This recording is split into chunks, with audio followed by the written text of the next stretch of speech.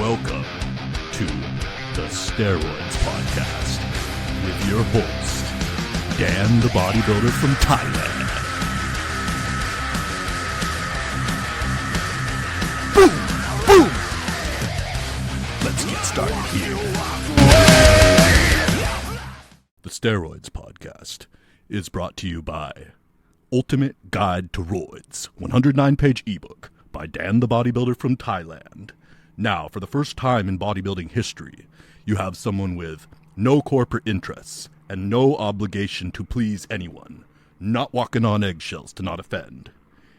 Ultimate Guide to Roids gives you the information, the whole truth, not a full truth and a half truth, full truth.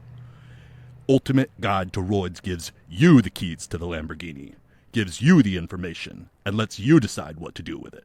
It's a crime this information has been suppressed this long. Now let's get on with the podcast. What's up, man? Welcome back to another episode of the Steroids Podcast. You know how I get you guys pumped up before every episode with heavy metal music? Dun dun dun dun dun dun dun. I get pumped up before every episode too. Confession. I drink coffee before I do every episode, and I also listen to my favorite music, which is always heavy metal, and sometimes I have a guilty pleasure called screamo, some of that kind of emo, but it's like emo combined with heavy metal screaming music. I like that sometimes too. That's kind of a guilty pleasure for me. But when it comes to music, I love guitar. You can watch me play guitar on electric guitar, of course, heavy metal guitar, rock and roll guitar. You can watch me play that on one of my YouTube channels called Dan the Bodybuilder in Thailand. You can go there and look through my videos and see videos of me rocking out playing guitar. Not sitting down, guys. I'm dancing while I play guitar. I'm rocking the hell out.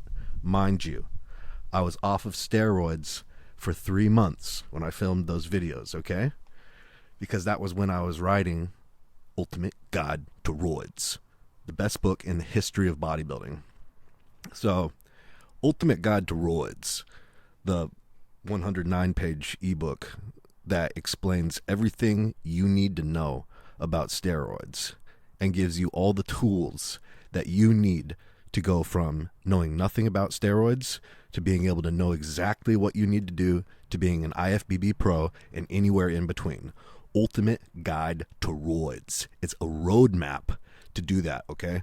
All the information is there in order to do that. Anything from you know nothing about roids all the way till what you need to do to be an IFBB pro and anywhere in between. Ultimate Guide to Roids is the best book in the history of bodybuilding, bar none. Bodybuilding as you see it is what it tells you how to do. The podcast has got a lot of great information, and it's a great addition to Ultimate Guide to Roids.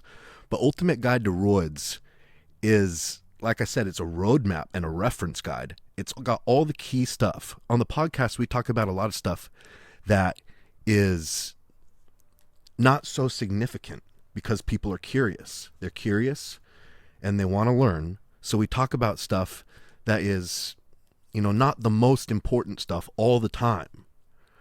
But what Ultimate Guide to Roids contains is all the important stuff that you need to know. It's not even just steroids. It's got everything bodybuilding in it. Bro science, what bro science works, which bro science doesn't.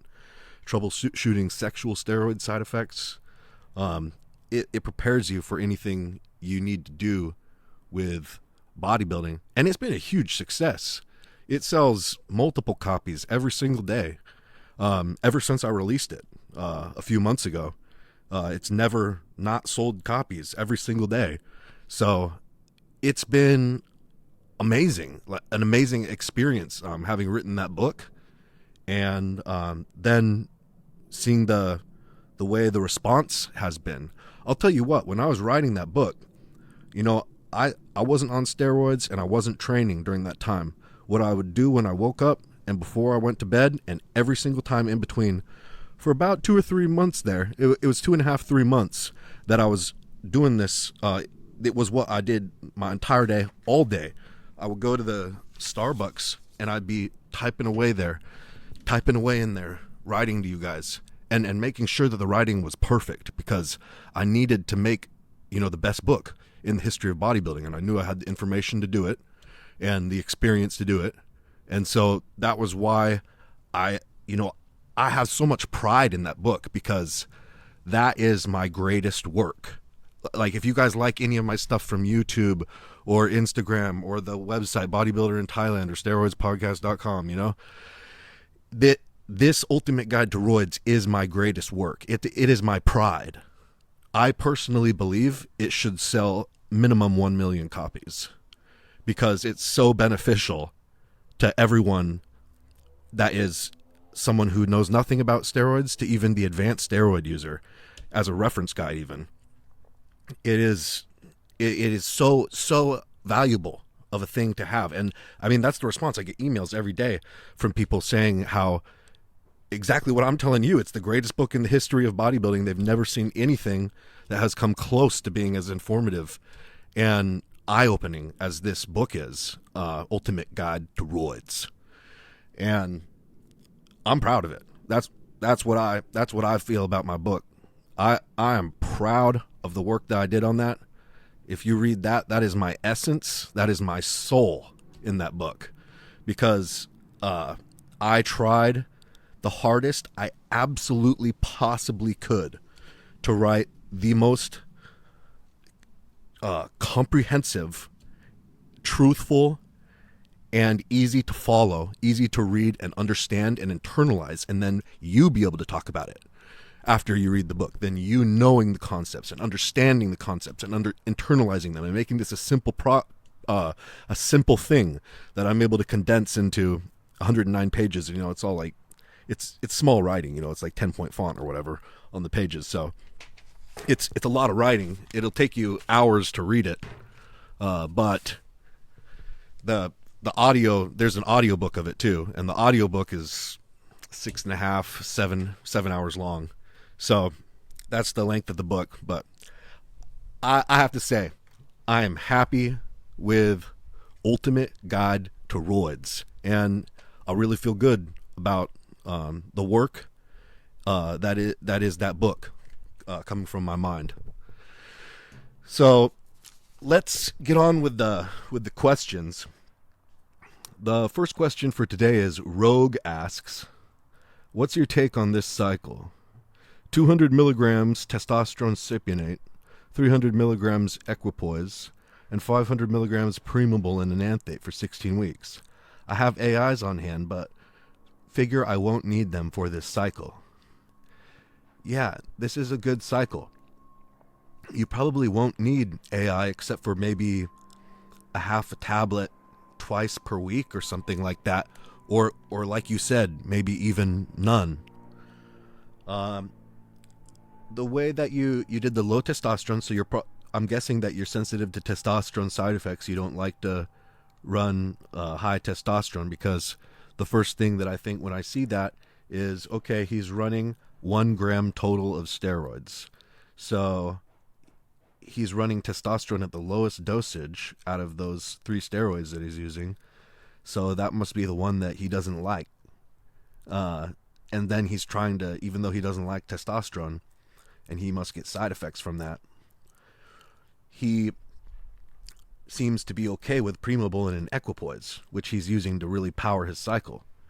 Putting that testosterone in there at a normal dose like that, 200 milligrams per week, that's more or less high natural levels. A high natural, like 18-year-old guy, 17-year-old guy, 19-year-old guy.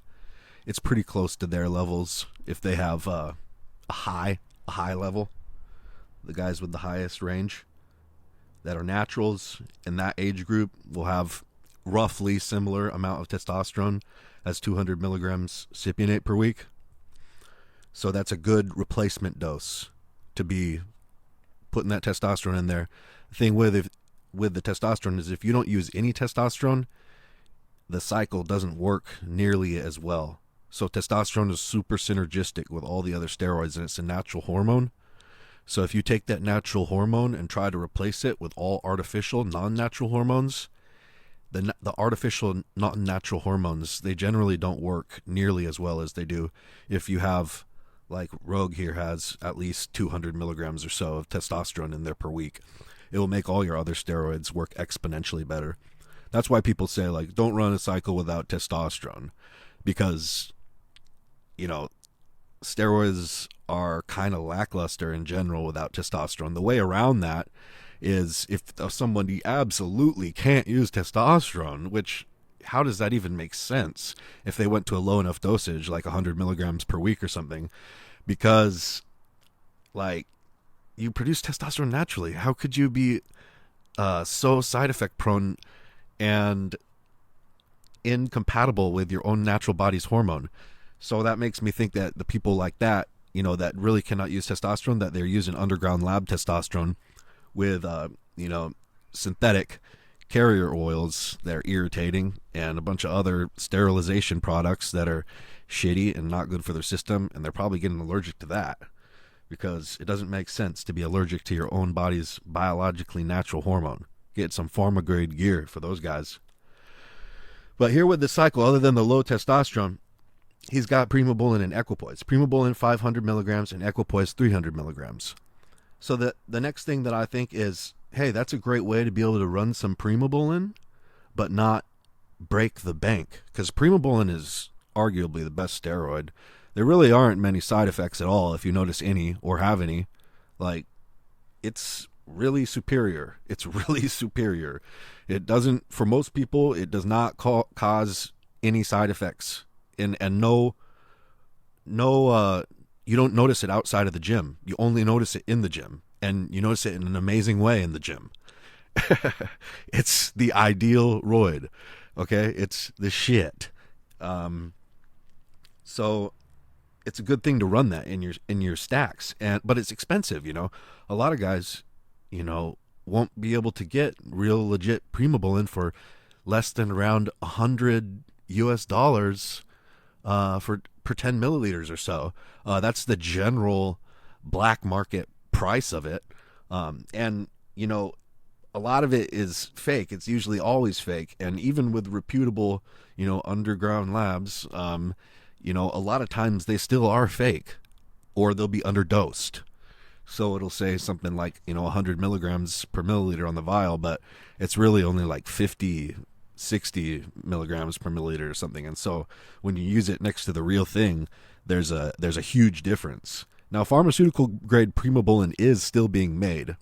It's being made in Turkey and Spain, and it gets around the world, the black market around the world. It gets around the stuff from here, but there's fakes, okay? And you can tell the difference between the fakes and the real ones pretty easily. So the real stuff is called Primobolan, okay, with no P. They changed the name, but it's still made by Bayer Schering, the same company that's been making it since Arnold was using it in the 60s. Him and Franco Colombo used to bring it over in suitcases from Europe. They would fly back to America with suitcases full of Bayer Schering Primobolan, which is the brand name by Bayer Schering, and then the generic name of the chemical is Methyltrienolone or Methynolone, and it is great steroid, but it's like I said, it's expensive. And then this Schering stuff, the Bayer Schering Primobolan, that's what it's called now. That is legit. When you hold, it comes in ampules. It's one box. With one ampule inside. That's the way that the legit stuff comes. And the consistency of the steroid oil inside the ampule, an ampule is like a little glass bottle that you have to break in half in order to get the oil inside. And so the consistency of the oil in the Bayer Schering Primobolan, Primobolan is what they call it now.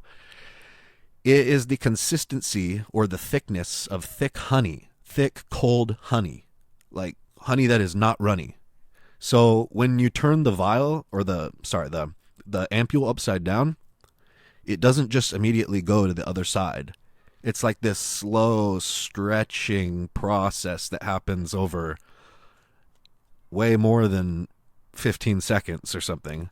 So if you have the kind that just looks like regular, like thin steroid oil where you turn the vial over and it immediately goes to the other side, or it just kind of goes around the vial as you turn the vial, that is a counterfeit. That is a counterfeit Primobolan. The real Primobolan, which is pharmaceutical grade Bayer sharing Primbolan, still produced today, still available on the black market today, and the same stuff that Arnold Schwarzenegger was using. I'm telling you, it is the shit. It is the best. It is the best steroid that is produced. It is the best. And it it is the consistency of like thick honey or molasses. It doesn't just move to the other side of the vial when you turn the vial over. It's this slow, stretching, moving process. It's very thick oil, okay? That's the legit stuff. That's the real stuff. The fake stuff, I've seen fake Bayer Primobolan too. And it went to the other side of the vial, just like any regular steroid oil when I turned it upside down. Yeah, that was some bullshit. So yeah, definitely have experienced both personally, and I know what I'm talking about here, guys. I know what I'm talking about, because here's the thing with Primobolan is that it makes it so that your body doesn't lose any protein.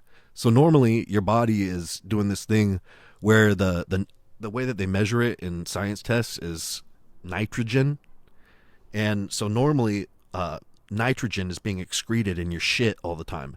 And what steroids in general do is they slow down the excretion of nitrogen. They keep it in you, okay? And that's how you have your body, the steroids work to store more protein inside the body.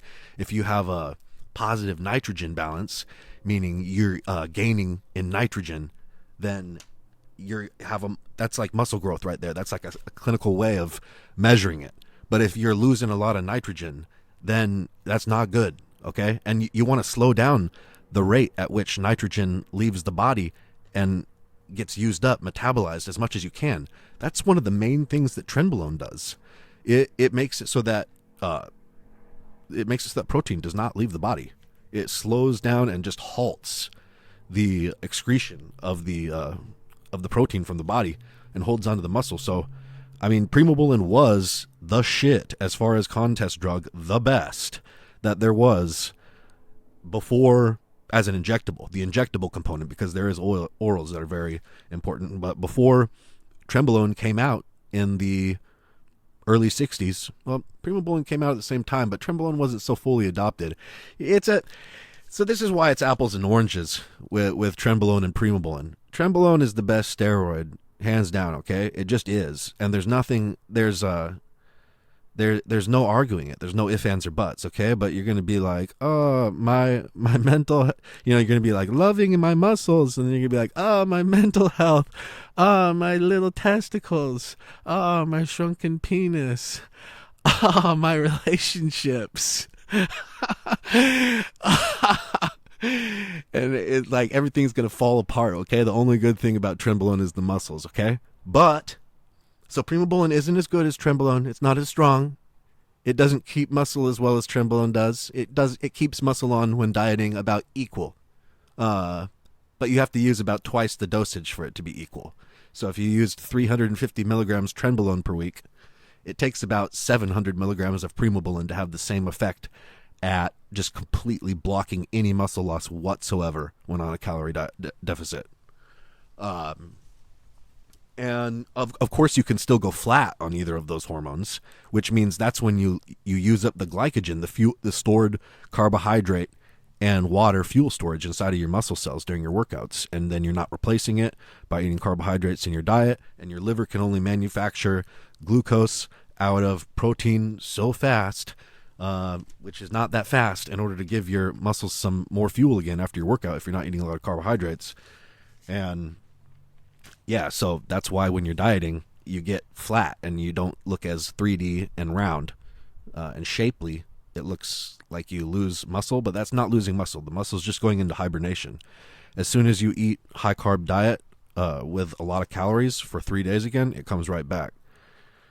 So that's covering what is and isn't muscle loss on a diet.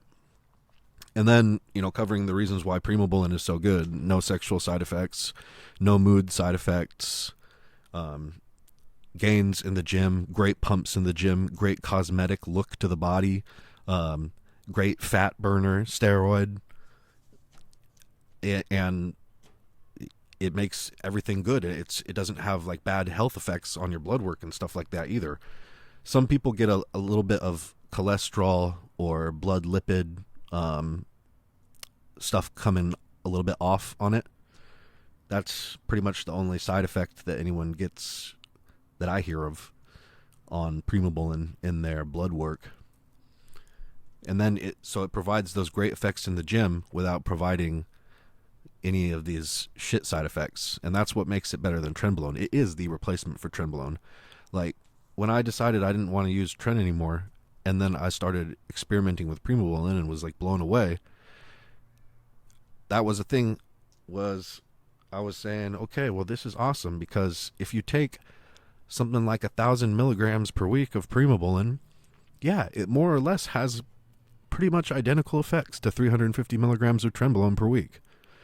Like, the cosmetic effect isn't the same, but the effects on your body, your bodybuilding, your metabolism and your workouts, the way your body processes food, everything, your body composition, that's roughly the same.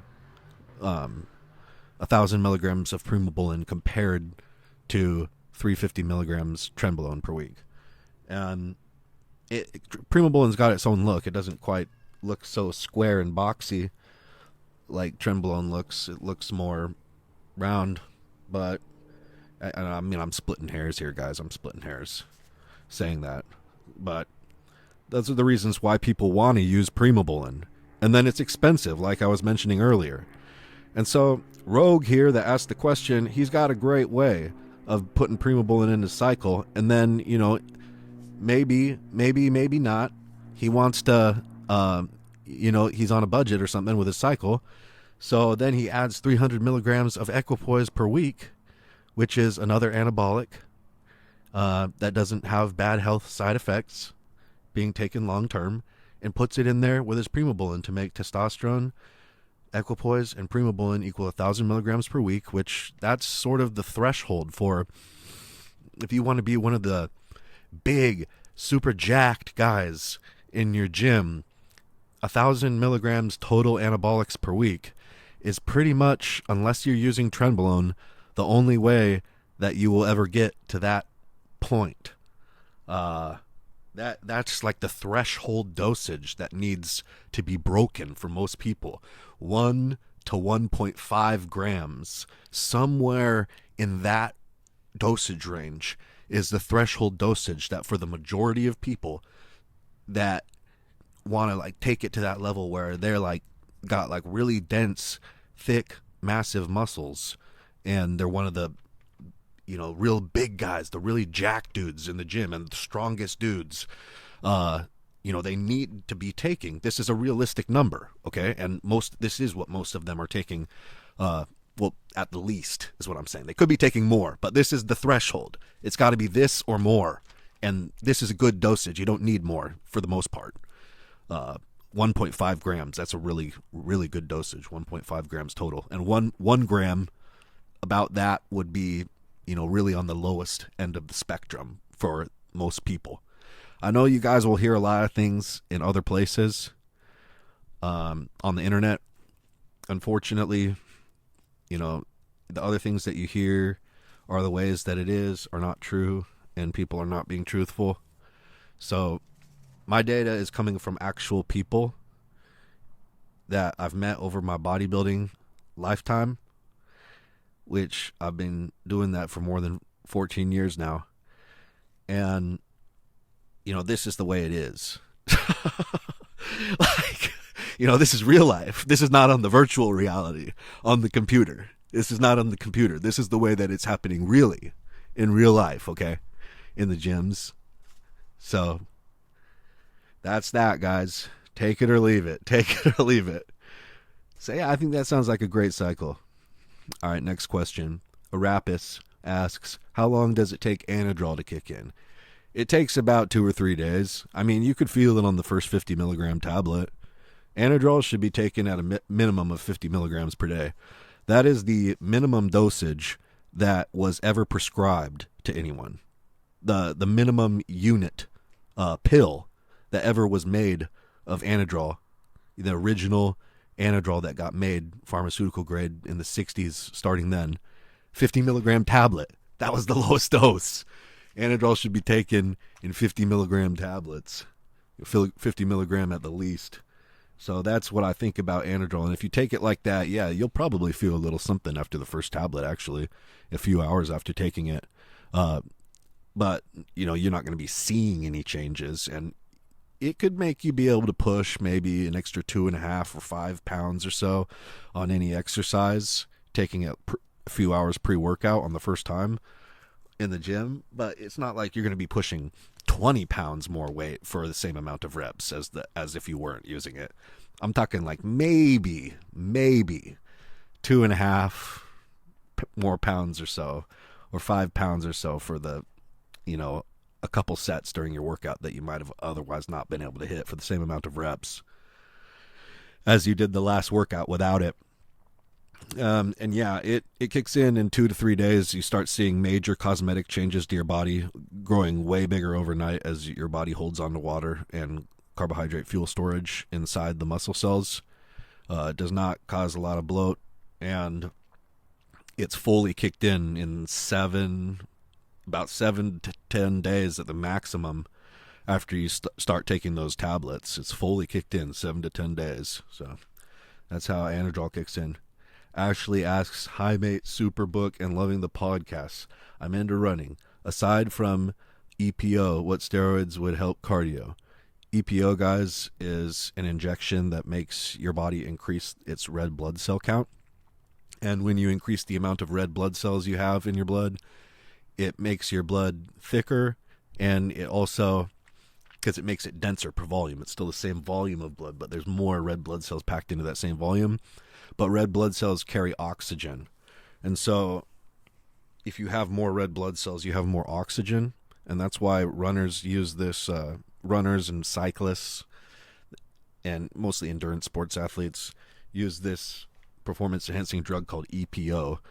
And EPO, erythropoietin, it's a drug that pharmacologically increases the amount of red blood cells. What they used to do was blood doping, where they would have months before the competition, they'd take their blood and then put it in the fridge and store it, and then a few months later when they were going to do their competition, then they'd put extra blood, their own blood that they were storing, they'd put extra blood back into them the day before the contest to give them an advantage, having more blood, and then putting, of course, more red blood cells into them. Other people go to high altitude where there's less oxygen in the air, so their blood compensates by making more red blood cells, and then they come back down to do the competition at a lower altitudes with more red blood cells in their blood because they were training at a high altitude for a month before the competition or whatever. These are different ways that people have increased their cardio. For cardio, I find is a cup of black coffee before cardio. That's the best stimulant for coffee, or for cardio, for running, doing cardiovascular exercise. Coffee goes best when you don't drink it every day. 3 or 4 days a week maximum. That's how you get the best effects out of coffee, and you can use it to help you not eat on as much on certain days and have energy still, and get the kind of euphoric effects that it has and the good mind stimulating idea effects. I know coffee every day is kind of a cultural thing, and I'll admit I've definitely done years of coffee every day, but currently I don't do that. I don't do coffee every day, but I love coffee, and I like to drink it 2 or 3 or 4 times per week. Sometimes I do up to 5 days per week, but having some days off of the caffeine, really, we all know that makes it way better. So I'm always trying to figure out what is the sweet spot with each chemical, and try and stick to that, so that you never want chemicals to control you. You always want to be in full control of them. And I've found that, so whenever I introduce something to my body, like caffeine, for example, that has great benefits and helps me work harder and everything, and have great ideas and feel good and makes music and dancing more fun, etc. I found that the best effects from that come with 2 or 3 or 4 days using it per week. Okay, the next question is from Coolio. Drink of water here.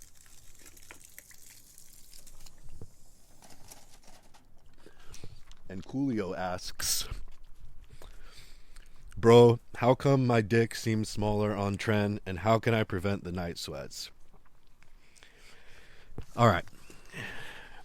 The penis has androgen receptors in it that have receptors for male hormones. And it also has estrogen receptors and progesterone receptors, like all cells in your body do. So Trenbolone is kind of a jack of all spades hormone.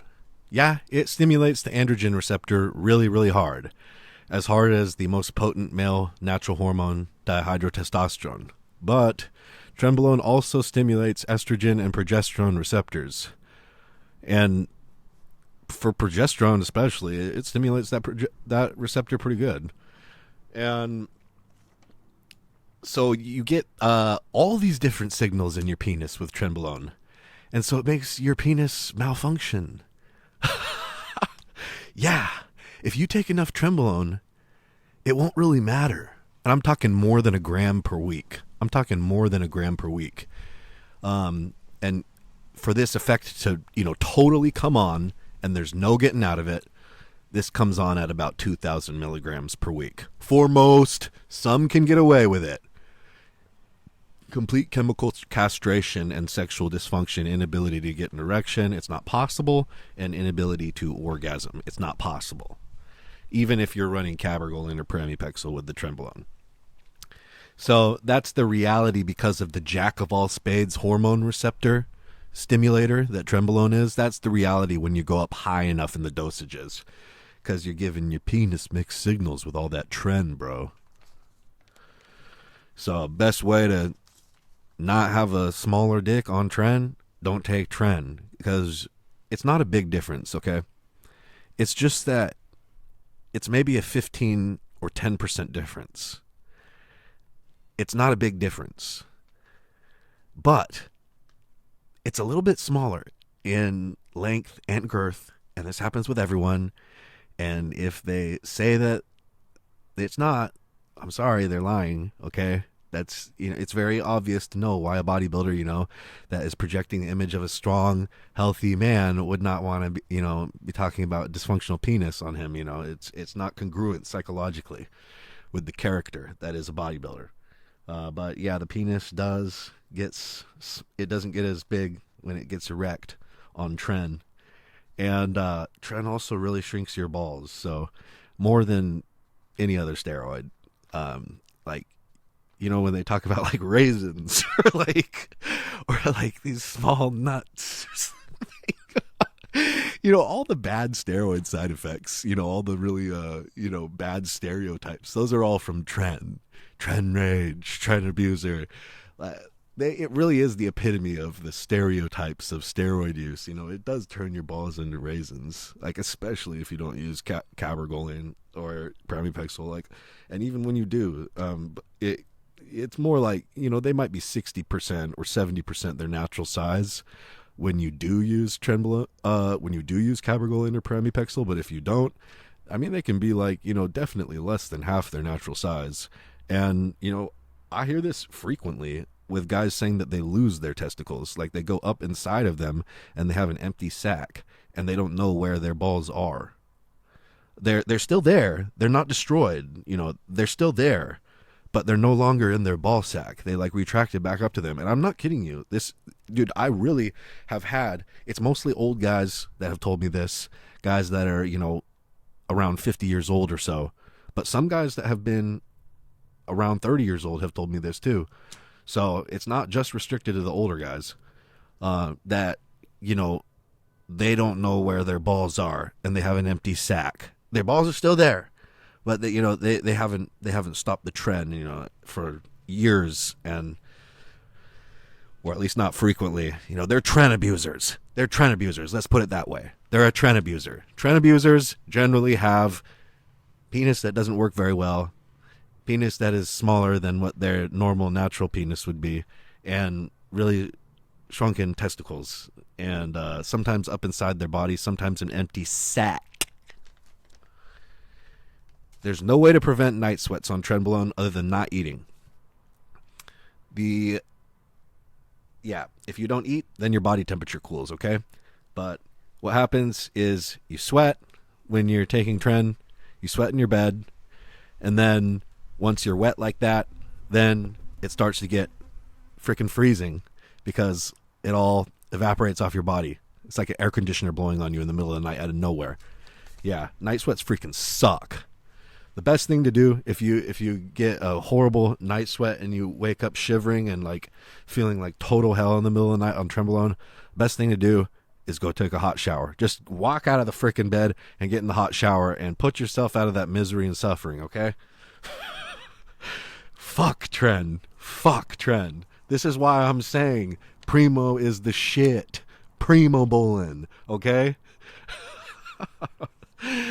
By the way, the minimum dosage for Primbolan to be effective is about 400 milligrams per week. If it's less than 300 or 400 milligrams per week, it's more like not really worth running. 200 milligrams is the absolute minimum, but don't be expecting anything out of that.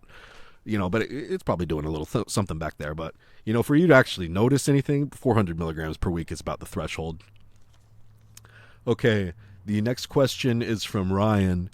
Would high-rep pump workouts be good for muscle growth on gear? I was wondering if the blood flow would bring more drugs to the muscles, resulting in more muscle growth. Yeah, they are good. High-rep pump workouts are good, but you have to be improving your performance in the gym. A lot of people think that lifting heavy means improving your performance in the gym, and not lifting heavy, lifting the pump way, means not improving your performance and just doing whatever, getting a blood flow. Okay, well, it doesn't really matter what type of guy you want to be. The main thing is that whichever type you choose, you're increasing the reps and weights frequently, okay? That doesn't, and or the amount of time that the set lasts, or the, increasing the amount of control that you have over time progressively on the weight. There are different ways to do the overload to the muscle, but you can't just lift the same amount of weights and get a pump, and be like, oh, I just train, totally instinctively for the pump only. And I never, I've been using the same weights and doing the same amount of reps for the last 2 years. And why aren't I getting bigger? That, dude, you have to have all phases of bodybuilding. You have to be doing the diet, the training, and the supplementation, okay? Or else for the vast majority of people that don't have the, the elite genetics, that, they started out naturally already like looking ripped and shit, and then they just take steroids and get a little bit bigger muscles and look like fucking insane, okay? But, other than those people, the majority of guys is going to have to optimize their training, their diet, and their PEDs, performance enhancing drugs, steroids, growth hormone, etc. They're going to have to optimize all three. That's the way that it is. And anybody that wants to reach their potential, you can't cut out any one of those three. Those are the essential components of bodybuilding. If you're interested in bodybuilding and you say, hey, I want to be a bodybuilder, or I want to do bodybuilding, or I want to change the way my body looks in the gym, okay? Well, then you better freaking make sure that you are willing to do the diet, the training, and the supplementation aspects of this, or else, it's not going to be a good investment of time, and you should go do swimming or something instead, because you'd probably get a better body and have a better fitness too, and it would be healthier. So this is really, this is serious. Yeah, it's serious. So for Ryan, yeah, do the pump. I know you're talking about the blood flow and everything, but that matters a bit, but that is like not a big deal. That is not so much of a big deal. It's a side effect of good things happening. That's what it is for the most part. It's a side effect of good things happening. But the indicator that you use to say, am I progressing as a bodybuilder? Am I progressing as a weightlifter, as a gym goer? Am I doing what I need to do? Am I getting what I need to get out of training in order to become a better bodybuilder, improve my body? Am I completing the training component of diet, training, steroids? Okay, what you need to do is, whether you're using light weights and getting more of a pump, or you're using heavier weights and getting less of a pump, you got to make sure that you've got to make sure that you're increasing the workload over time, man. That's it. That is what training is. And so the normal methods of doing that are increasing the amount of weight you lift during your workouts for the same amount of reps as previous workouts, but more weight, or using the same amount of weight as the last workouts, but doing more reps with it. Or another way is having better control or making the set last longer. That's another way to do it. There are other ways to do it too, but you got to make sure that you're doing something. That's how you get, when you say, are you doing a good diet of training and steroids? The first thing that you have to monitor is whether or not you're improving in the gym over time in these things, whether you're lifting heavy or light. Okay? There's no other way around it. Okay, next question is from Joe. He says, have a question for the podcast. I'm on TRT through my doctor and run 2 big cycles a year. Usually incorporate Equipoise for a long 16-week run. I was wondering if Equipoise shows up as testosterone on a blood test. Also wondered if Primbolan shows up as testosterone as well. Forgot to add that I'd like to run Equipoise or Primobolan a little bit longer into my mandatory blood work draws every 6 months, because he wants to keep on taking them until closer to his mandatory blood work draws with his TRT doctor. So he's kind of wondering, like, you know, if there's a way that he can take it for longer without having to come off to, like, be clean for that test. Yeah, you know, any steroid really can show up on those tests. For the most part, usually the other steroids don't really show up on the tests, but they do sometimes. Like Trenbolone shows up as estrogen for most people's blood tests. They'll have a high estrogen level, but on the blood test, but no estrogen symptoms, and they're running Trenbolone. And it's just because it's a false reading. The blood test picks up that Trenbolone is estrogen. And so that's one example, but it can happen for any steroid. So if you're ever on cycle and you go take a blood test with a doctor, they'll know. All right. They'll know. So 3 or 4 weeks before you get the test, you know, there's a difference between taking a piss test where they actually test for metabolites and when the drug is, you know, active or inactive in your system. So 3 or 4 weeks after your last shot of Primbolan and Equipoise, they're not really doing anything in there anymore. They're pretty much out. There's some metabolites left that are like byproducts of those drugs that are still in your system. Byproducts. They're chemicals that are partially metabolized. Your body has started to get rid of the hormone, and these are the byproducts from destroying it. This kind of stuff, metabolites. And they also have some effects, but generally not really. But so they're like daughter hormones or daughter-son hormones of the parent hormone. That's another way to say it. The parent steroid that you injected. But 3 to 4 weeks after your last injection, they're not doing anything for the most part in your body anymore. And if you go take a test where they're not, you know, testing you for steroids, but they're testing you to make sure if your, you know, TRT is going good or anything, you'd want to err on the side of caution with that. So, I mean, for me personally, I would do that. At least I would stop my last injection at least 4 or 5 weeks to make sure it was not doing anything in me and that my blood work looked all good, so that they didn't be like, oh, what the hell, the testosterone is screwing this guy up or whatever, you know, and then fuck up my TRT. So that's how I would do it. Okay, the next question is from Lloyd, who asks, I recently saw the compound Methyltrienolone, methyl Deca.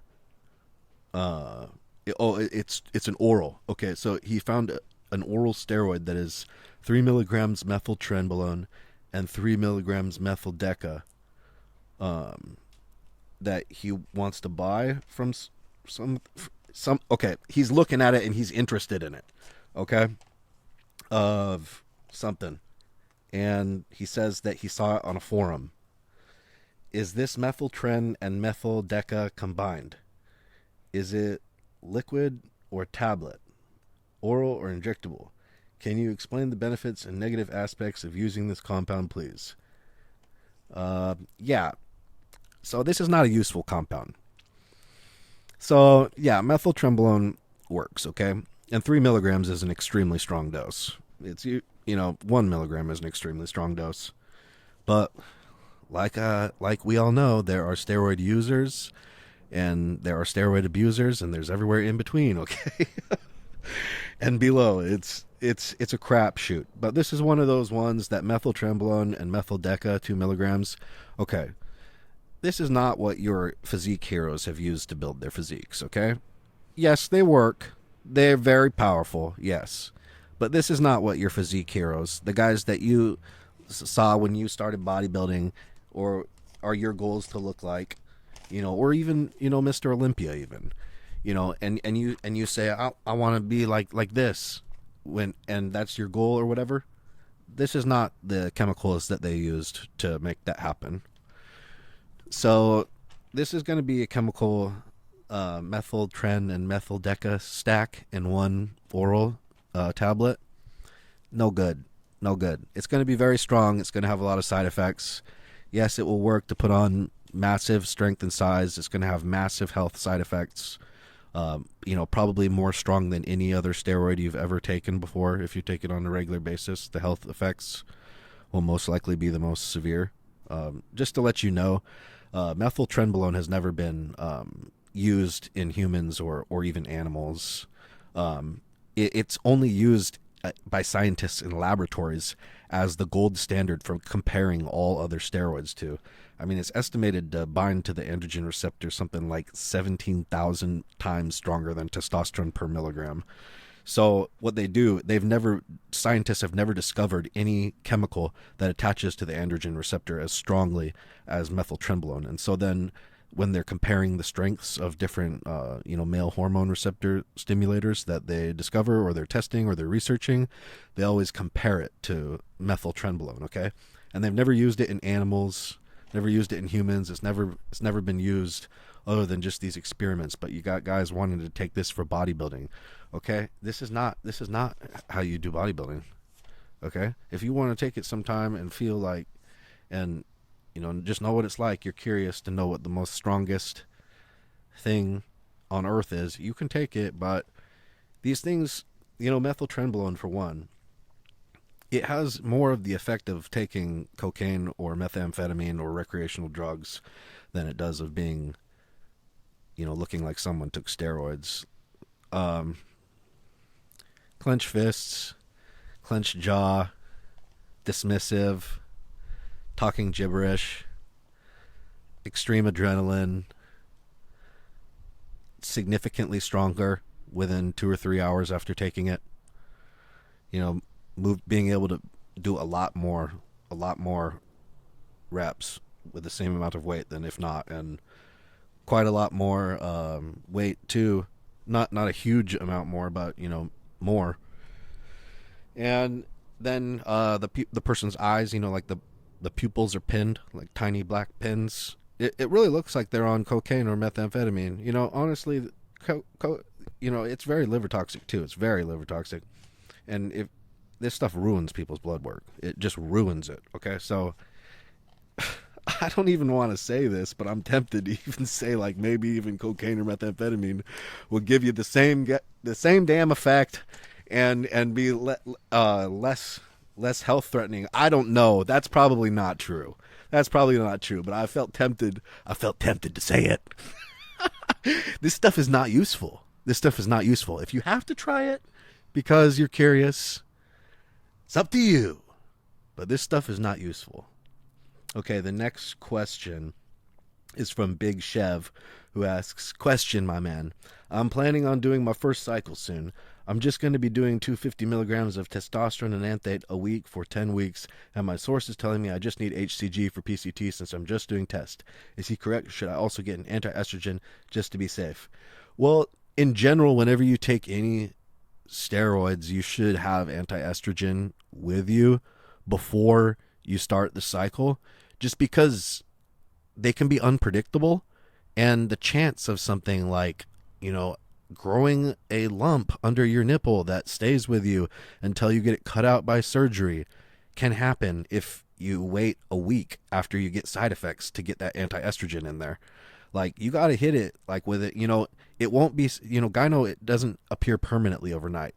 If you hit it with an anti-estrogen, after you start to get side effects, burning, itching, or, some kind of swelling under there or something, if you take an anti-estrogen tablet, exemestane, or Aromacin, Aromacin, that's the same thing, or Arimidex, anastrozole, or letrozole, brand name Femera, if you take one of those tablets within 48 hours of starting to experience gyno symptoms, you're not going to have permanent gyno, okay?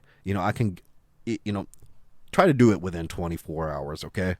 But if, 48 hours being the limit, you're not, as long as you can get that tablet in your body within that time, you're not really going to be experiencing any permanent gyno stuff, okay? So that's sort of the amount of time that you have. So that's why it's just unwise to take steroids without having anti-estrogens on hand. You need to have them with you. My advice, and what I would never take steroids without having an anti-estrogen tablet on hand, having it accessible to me immediately if I need it. I would never do that. So that's my answer, is because even though you're running a low dose of testosterone, 250 milligrams test per week, yeah, you're probably not going to need much anti-estrogen. You'll probably be okay taking none. But me personally, I would be way more comfortable on, I don't know, 1 or 2 tablets, maybe split in half or something, of anti-estrogen. Any of the 3 anti-estrogens. 1 or 2 tablets or so per week. That would make me more comfortable and just feel better on 250 milligrams testosterone and Enanthate per week. But I aromatize pretty much. The aromatase enzyme, the enzyme in your body that transforms testosterone into estrogen, I produce more of that than the average guy. So that's just me. But the thing is that you don't want to mess around with this. So that's why I'm talking about, you need to have the freaking anti-estrogen, okay? You might not need it. You might be okay, but it's just not wise to take a cycle, especially your first cycle, without having one, because you have no idea what's going to happen.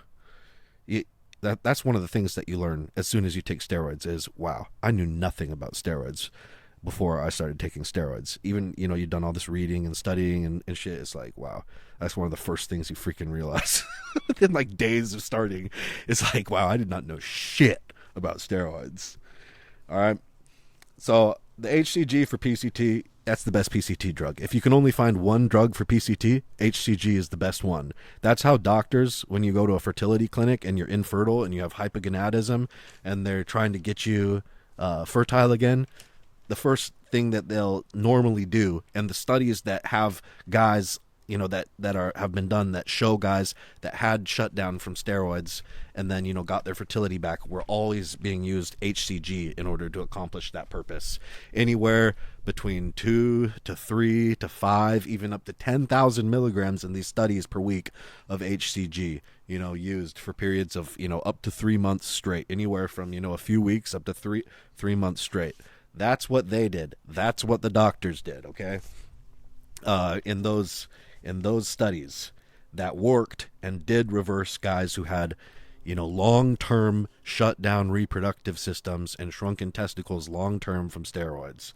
HCG is the best PCT drug, generally taken at 2 to 3,000 IUs per week in 1,000 IU shots, 2 or 3 times per week, doing that 3, 4, 5 weeks, 6 weeks or so. Generally, that'll get your reproductive system going full on. And you know what the great thing about HCG is too, is that as soon as you start taking that stuff, within 2 or 3 days, you've got high natural testosterone levels being pumped out by your testicles, okay? So there is no downtime. There is no lag as the testicles recover and, start slowly producing testosterone again. No. 2 or 3 days after you start on that HCG, your testicles are freaking pumping out testosterone at high natural levels. So it's the best PCT drug. Another good PCT drug is Clomid, and third, Nolvadex, tamoxifen. Clomid, something around 50 milligrams per day, 4 weeks or so, and Nolvadex, 20 to 40 milligrams per day, 4 weeks or so. You guys notice that I say generally and or so? That's because these things are not the super important things. When you think about, oh, this is the way it needs to be done in order to make the best physique or make the best gains or have the best health effects or something like that, you got to pay attention more to the big details rather than these kind of minor details. And that's why I say things to you like generally or something like that, stuff like that, because I'm trying to help you understand this concept of what is important with the steroid cycles and what is not so important, what is insignificant. That's why I'm doing that for you. All right, next question is from Cher, who asks, "Hey Dan, I came off cycle about 3 weeks ago. I think my body had a bad reaction to whatever kind of carrier oil they were using in the gear, but my leg was crazy inflamed and very painful. It's much better now. There's just a small bump there now, and I can move around unlike before. I was using gear from an underground lab." Okay, yeah, this happens. A lot of underground labs have started using underground lab. UGL is how it's abbreviated online. It means, somebody decides that they're going to break the law and, make steroids and sell steroids, since that's illegal in most places. So it's like being a drug dealer for steroids or whatever. That's, the person who's taking the powder that they get shipped in from China, and then they put it into bottles, and then, they sell it on the black market. That's what a underground lab is. And personally, I don't use these anymore after my fucking leg thing happened, where my fucking leg got necrosis with a flesh-eating bacteria from a UGL.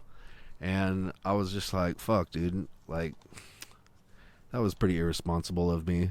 Like, I know a lot of people are using UGLs and everything, but that doesn't matter. It's me. And you got to ask yourself sometimes when you're doing like bodybuilding and stuff, unless you want to sometimes think about, what would my grandma say? Or what would my mom say? Or something like that. You do want to ask yourself, questions like, what would those who love me say if they knew exactly what I was doing?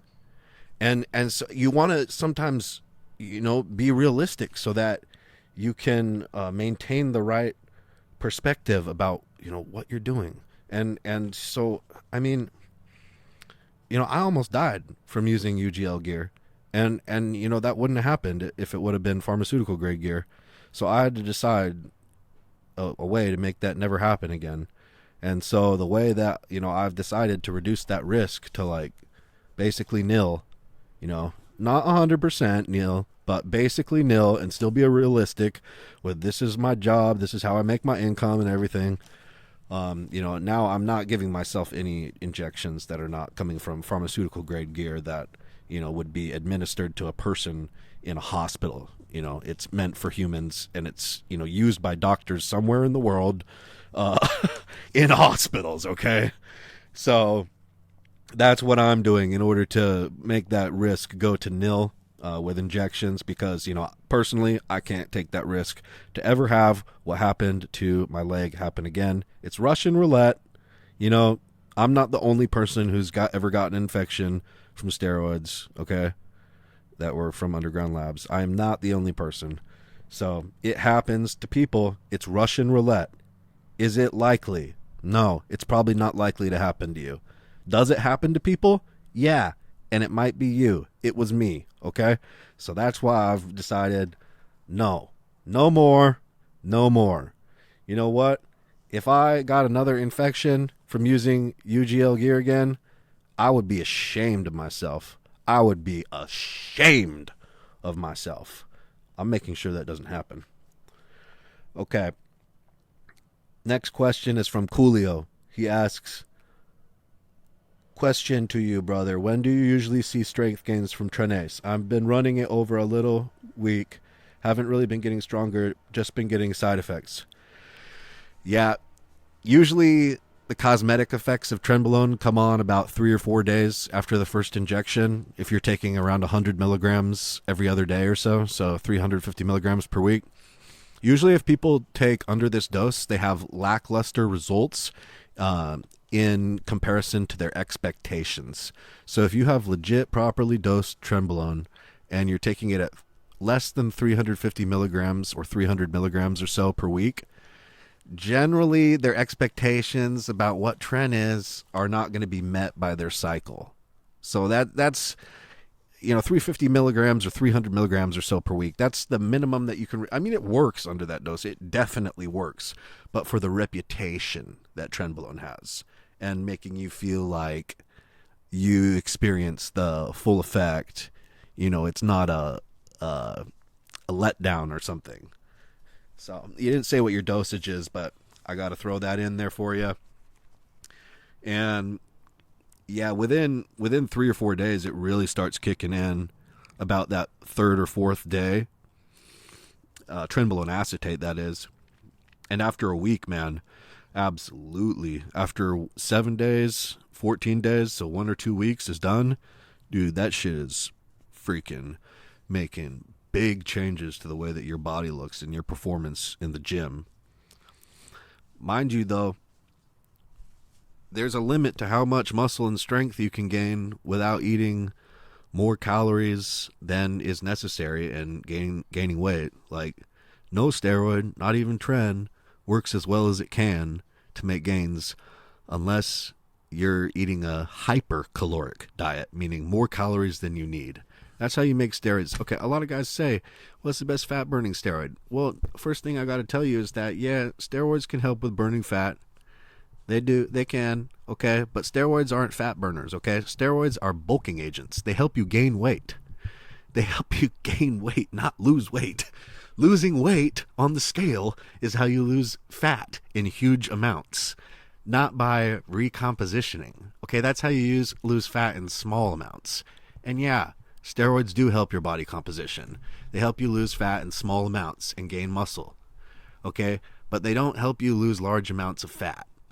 And you got to lose weight on the scale. That's how you lose large amounts of fat.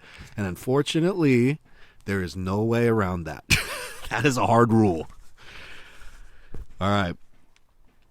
So yeah, it kicks in 7 to 10 days maximum, pretty much, after you start taking the injections. You're going to be noticing, visual changes and, strength changes, performance changes in the gym. You feel like an animal on the gym on Tren. Dude, Tren makes you kind of like high in the gym in a way. It makes you get a really good adrenaline feeling when you're working out, and you just feel like a god and like so cocky, and like the way that you look, it just, your reflection back in the mirror, it's like Adonis or something. So like I said, this stuff seduces a lot of bodybuilders. All right, next question. Johnson asks, does HGH give you any permanent gains? And as far as side effects goes, aside from organ enlargement, are there any other permanent side effects? Good question. Yeah, it does give some permanent changes to the way that your muscles look and everything, but it doesn't just make you, if you stop taking performance enhancing drugs, but you did a bunch of growth hormone. When you stop taking performance enhancing drugs, you're not going to still look like you're on drugs, okay? Growth hormone won't cause that. It won't cause you to look like you're a bodybuilder on drugs if you're not on drugs. So I think that's probably what you're kind of getting at. But if you do continue using drugs and you drop out the growth hormone, yeah, it has a cosmetic effect that drops out. But if you're still on the steroids, the growth hormone has an effect on your physique that sticks around longer term. And dude, growth hormone is so valuable. Testosterone is the most valuable. Steroids are more valuable If you had to just choose one or the other, yeah, steroids are more valuable. But I mean, growth hormone is not that far behind. Growth hormone is freaking amazing in combination with steroids. So, my opinion is, I mean, having 4 IUs of pharmaceutical grade growth hormone per day is freaking sweet. That changes bodybuilding. That completely changes bodybuilding. But 2 IU, that's enough to be like, damn, this stuff is fucking sick. And it even has a cosmetic effect, changes the way that you look. So if it's pharmaceutical grade, it doesn't even have to be that much, just 2 IUs per day. And it makes a huge difference. But the permanent gains that you're looking for, as in, like, it changes the shape of your muscle somewhat and helps you gain more muscle cells and to just get bigger overall. But it does not make you look like you're on drugs if you're not on drugs. So if you stop taking drugs and you took a bunch of growth hormone, then you stop taking drugs, you're not going to look like you're on drugs. There's no way you can do that without taking drugs. Okay. And as far as permanent side effects go, yeah, like you said, beside organ enlargement, it's got side effects with enlarging things. So things can enlarge when you're taking growth hormone, and that's that. The other side effects that it has is water retention, and can increase your blood pressure because of that. And it can do some things like it can have some nerve effects, some more longer term nerve effects, like some tingling or falling asleep of your muscles in your hands or your feet or your elbows, stuff like that. And there can be some bits of nerve tingling stuff that happens, for a year or two or 6 months or so after you stop using the growth hormone, and generally that goes away, after as that happens. But other than that, not really. Okay, the next question is from July, and he says, "Hi, I was wondering if an Anavar only cycle would affect erections and libido." Yeah, it would, because the Anavar. So if you take a little bit of Anavar, something like 20 milligrams per day, and you normally don't take steroids, so you're like natural, it won't completely shut off your testosterone. Usually it'll make your natural testosterone go to something like, around 50% of its natural levels or so while you're using the Anavar, so it decreases it.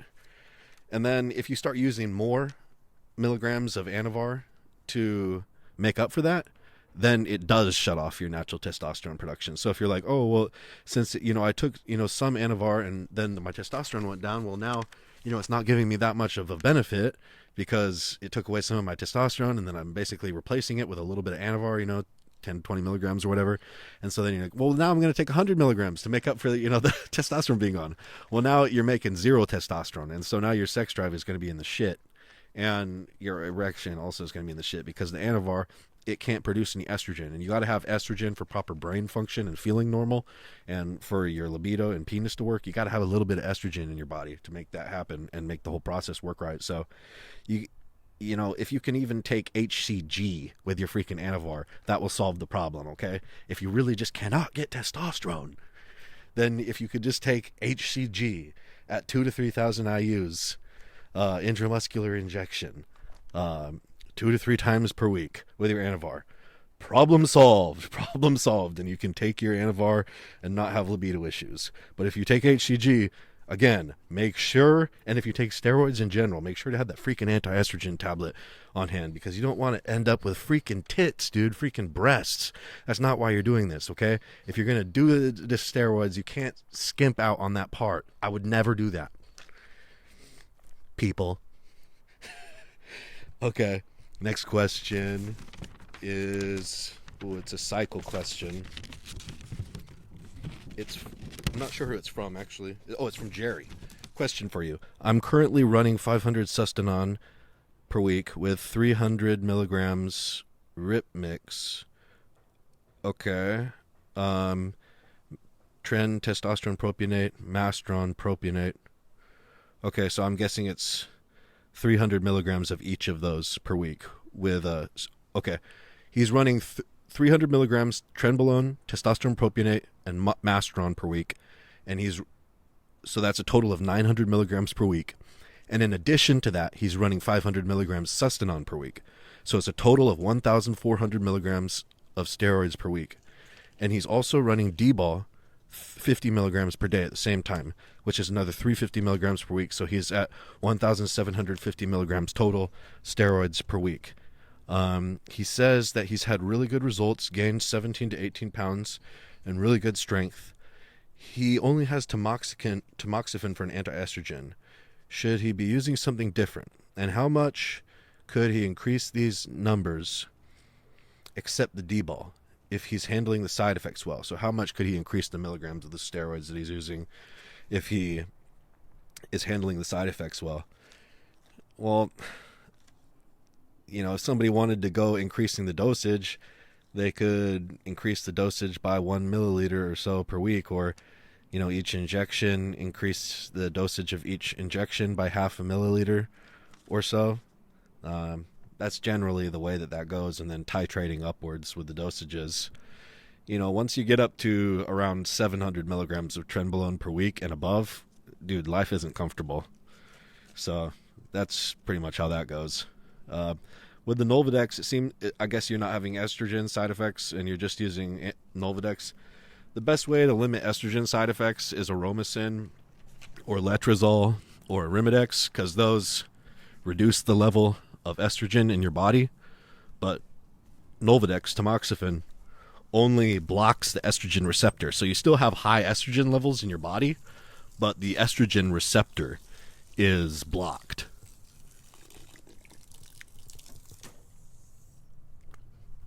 And it's not healthy to have high estrogen levels. So it's always best to use one of the regular aromatase inhibitors, Arimidex, Aromacin, or Letrozole, to take care of estrogen. Okay, next question is from Kevin. Hi, brah. First off, love the podcast and the book, Ultimate Guide to Roids.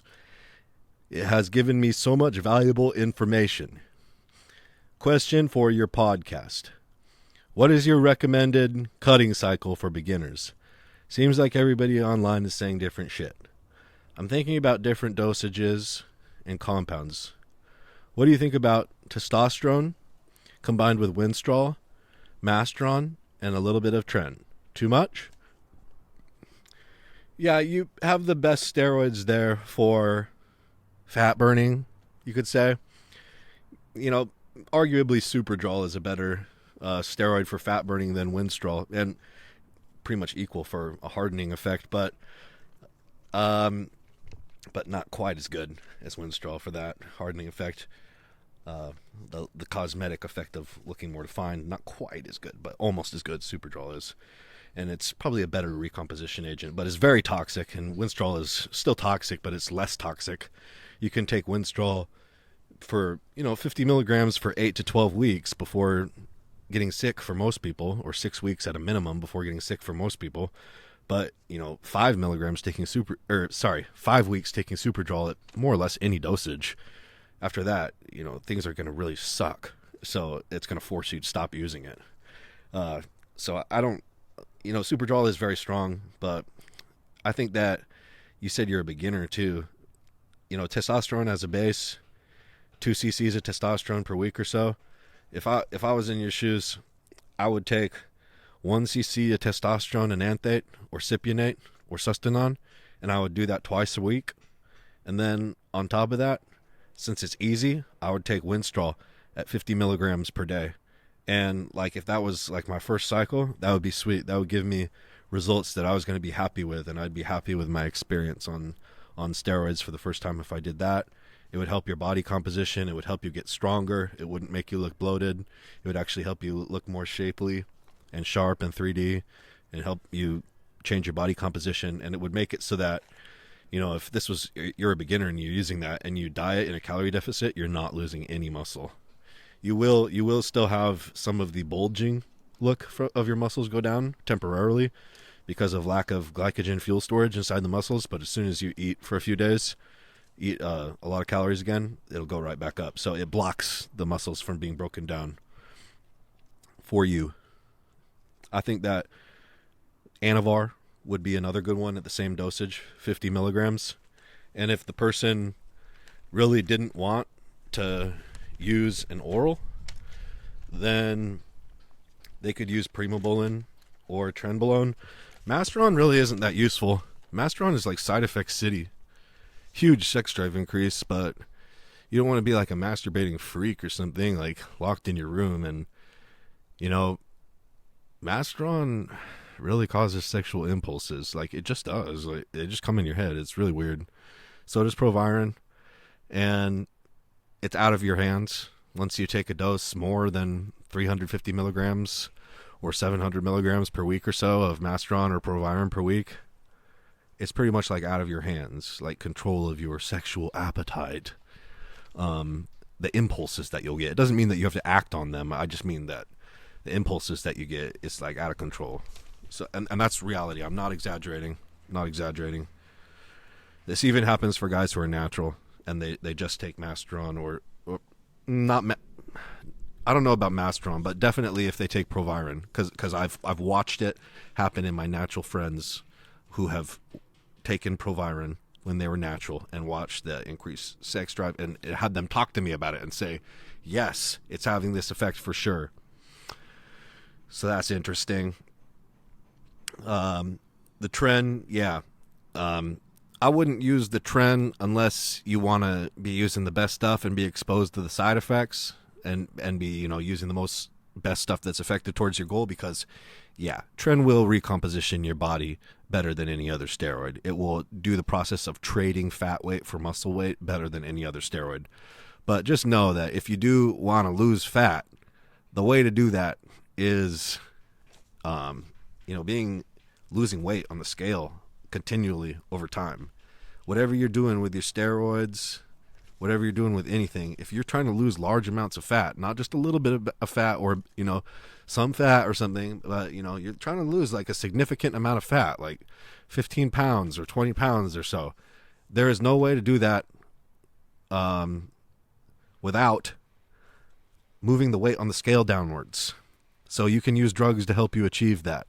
But again, Trenbolone doesn't really cause you to lose much weight unless it makes it so that you have no appetite. Then it could do that for you. And usually during the first week of Trenbolone use, yeah, it does make you have no appetite. But after that, usually it increases the appetite. Trenbolone, what a funny chemical. What a funny, shitty chemical. It's like a joke or something. Trenbolone. Fucking asshole. All right, the next question is from Nippy. Hey, I'm listening to your podcast. I'm from Turkey and I want to ask about an underground lab product. Methandione 20 milligrams, oxymethylone 25 milligrams, methyl testosterone 5 milligrams, all in one pill. What do you think about this stack? It's a pre-workout stack. Taking the methandione is Dbol, and oxymethylone is Anadrol, and then methyl testosterone is orally available testosterone that doesn't get destroyed in your stomach. So testosterone undecanoate tablets or capsules like Andriol, those for the most part get destroyed in your stomach. Some of the testosterone gets through, but not much. But methyl testosterone makes it the same as an oral steroid, where it survives the liver and it's not healthy for the liver. So the liver has to get a little bit strained to be dealing with it. So all oral steroids usually, except for Primbolan and maybe a couple others, usually have that methyl thing that has some kind of an effect on the liver. So if you notice the names methandione and oxymethylone, you know, that's Dbol and Anadrol, and then there's methyl testosterone. People taking a couple pills of that before your workout, it'll help you have a better workout. Is it going to be out of this world better workout? No. But will it be a lot better than your creatine pre-workout? Yeah. Will it be about equal to if you have no tolerance for black coffee, and then you have a drink of black coffee and go to the gym and have a great workout like that? Yeah, this will be about the same amount of benefit, but in a different way. It's not going to give you that kind of crazy like energy, like limitless energy, but it is going to give you, you know, a little bit more on your weights and reps, very tiny bit more. And it's going to give you a good mental state, very aggressive mental state. And also, it is going to help you get a better pump. So, yeah, it works. Next question is from Milo, and this is the last question of the day. Your book is awesome. Ultimate Guide to Roids. Already got so much information out of it, especially info on anti-estrogens. However, I was wondering whenever I took Aromasin before my muscles got really stiff. Is this normal on Aromasin? Notice when the half-life was gone, the stiffness was also gone.